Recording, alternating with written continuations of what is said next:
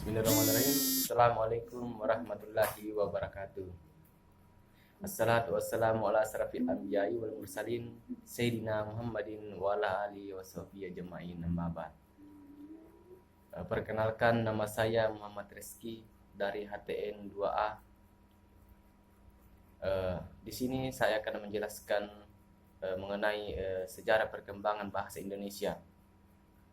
Sejarah bahasa Indonesia tidak lepas dari penggunaan nama yang dimilikinya. Dengan kata lain, penamaan bahasa Indonesia itu sendiri bermula sejak adanya Sumpah Pemuda yang terjadi pada tanggal 28 Oktober tahun 1928 yang lalu. Hal ini berkaitan dengan menghindari kesan dari imperialisme bahasa apabila masyarakat Indonesia masih saja menggunakan bahasa Melayu sebagai nama yang dimilikinya. Karena itulah dalam proses tersebut terjadi beberapa perbedaan yang ditimbulkan pada keberadaan dari bahasa Indonesia saat ini dengan jenis bahasa Melayu yang digunakan di kawasan Riau atau Semenanjung Malaya.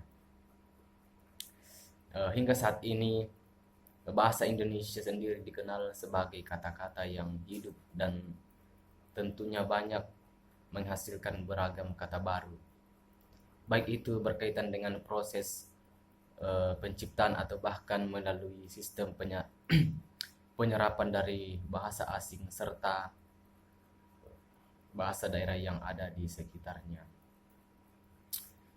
Bahasa Indonesia itu sendiri ya dituturkan serta dipahami oleh masyarakat Indonesia meskipun tidak termasuk dalam bahasa ibu, namun bahasa Indonesia menjadi bahasa yang memiliki jumlah penutur terbanyak. Bahkan sebagian besar dari warga negara Indonesia sendiri menggunakan bahasa tersebut dalam kehidupannya sehari-hari. Sementara itu, penutur bahasa Indonesia seringkali menggunakan versi kolonial atau bahasa sehari-hari yang digunakannya. Hal ini seperti terlihat pada proses pencampur adukan antara dialek Melayu dengan bahasa ibu yang dimilikinya. Lebih dari itu, bahasa Indonesia juga dikenal sebagai bahasa dengan tingkat penggunaan yang luas. Hal ini terbukti dengan banyaknya bahasa tersebut yang digunakan di berbagai media atau bahkan di lingkungan pendidikan seperti halnya sekolah hingga perguruan tinggi. Dalam bahasa Indonesia, tata bahasa serta fonologi yang dimilikinya relatif lebih mudah untuk dipahami. Karena itulah dalam pemahaman aturan dasarnya pun lebih gampang untuk diikuti dan digunakan dalam aktivitas komunikasi. Dalam bahasa Indonesia, tata bahasa seperti fonologi itu memang relatif lebih mudah. Namun berkaitan dengan keberadaan bahasa Melayu yang menjadi dasar dari munculnya bahasa Indonesia, pada dasarnya terdapat empat faktor yang menjadikan bahasa tersebut kemudian diangkat sebagai bahasa Indonesia. Di antaranya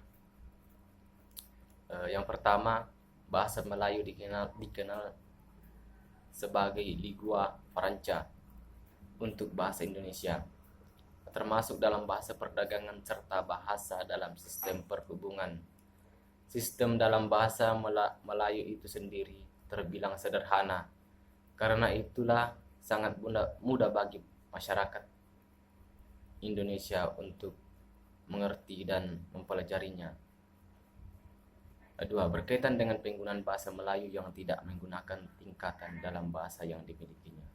Yang ketiga, beragam suku atau etnis besar yang ada di Indonesia seperti halnya suku Jawa, suku Sunda, dan beragam suku lainnya dapat dengan mudah dan secara sukarela menerima bahasa Melayu tersebut sebagai bahasa Indonesia yang kemudian digunakan sebagai satu jenis bahasa nasional. Dan yang terakhir, bahasa Melayu dinilai memiliki kesanggupan yang dapat digunakan sebagai bahasa budaya. Dalam hal ini bahasa tersebut memiliki arti yang lebih luas.